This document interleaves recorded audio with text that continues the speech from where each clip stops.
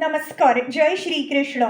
श्रीकृष्ण चैतन्य प्रभु नित्यानंद, श्री अद्वैत गदाधर, श्रीवासदि गौरभक्त वृंदा.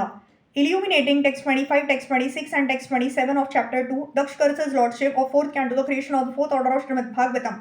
Text 25. गिरह श्रुतायाः पुष्पिण्या मधुगंधेन भुरीणा मथना चोन्मथी तात्मानः सम्मोहयन्तु हरद्विषः. May those who are envious of lordship, being attracted by the flowery language of the enchanting Vedic promises and who have thus become dull, always remain attached to fruitive activities. The Vedic promises of elevation to higher planets for a better standard of materialistic life are compared to flowery language because in a flower there is certainly an aroma, but that aroma does not last for a very long time. In a flower there is honey, but that honey is not eternal. Text 26. Sarvabhaksha dvija vrutyai dhruta vidya tapovrataah vitta dehendriya rama yachaka vicharantviha. These brahmanas take to education, austerity and vows only for the purpose of maintaining the body. They shall be devoid of discrimination between what to eat and what not to eat. They will acquire money begging from door to door simply for the satisfaction of the body. The third curse inflicted by Nandishwara on the brahmanas who supported Daksh is completely functioning in the age of Kali. The so-called brahmanas are no longer interested in understanding the nature of the Supreme Brahma, although Brahman means one who has attained knowledge about Brahma. In the Vedanta Sutra also it is stated, Athato Brahma Jidnyasa. This human form of life is meant for realization of the Supreme Brahma, the absolute truth, or in other words, human life is meant for one's elevation to the post of a Brahman. Unfortunately, the modern Brahmanas, or so-called Brahmanas, who come in originally Brahminical families, have left their own occupational duties, but they do not allow others to occupy the posts of Brahman. The qualifications for Brahmanas are described in the scriptures in Srimad Bhagavatam, Bhagavad Gita and all other Vedic literatures.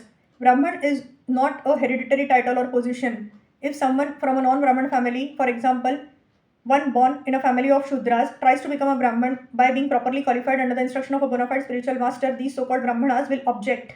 Such Brahmanas, having been cursed by Nandishwara, are actually in a position where they have no discrimination between eatables and non-eatables and simply live to maintain the perishable material body and its family. Such fallen conditioned souls are not worthy to be called Brahmanas, but in Kali Yuga they claim to be Brahmanas, and if a person actually tries to attain the Brahminical qualifications, they try to hinder his progress. This is the situation in the present age. Chaitanya Mahaprabhu condemned this principle very strongly. During his conversation with Ramananda Rai, he said that regardless of whether a person is born in a Brahman family or Shudra family, regardless of whether he is a householder or a sannyasi, if he knows the science of Krishna, he must be a spiritual master. Chaitanya Mahaprabhu had many so-called Shudra disciples like Haridas Thakur and Ramananda Rai. Even the Goswamis, who were principal students of Lord Chaitanya, were also ostracized from Brahman society, but Chaitanya Mahaprabhu by his grace made them first-class Vaishnavas. Text 27. Tasya ivam vadatah shapam shrutva द्विजकुलाय वै भृगुः प्रत्य सृज च छापम ब्रह्मदंडम दुरत्ययम.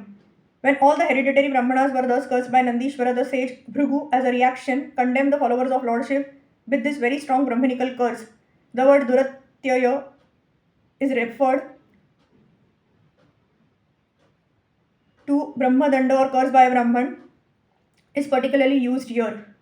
A curse by a Brahman is very strong. Therefore, it is called Duratyaya or insurmountable. As the Lord states in Bhagavad Gita, the stringent laws of nature are insurmountable. Similarly, if a curse is uttered by a Brahman, that curse is also insurmountable. But Bhagavad Gita also says that the curses or benedictions of the material world are after all material creations. The Chaitanya Charitamrita confirms that which is accepted in this material world to be benediction and that which is taken up to be a curse are both on the same platform because they are material. To get out of this material contamination, one should take shelter of the Supreme Personality of Godhead as recommended in Bhagavad Gita 7.14, Mam evaye prapadyante mayam etam taranti te.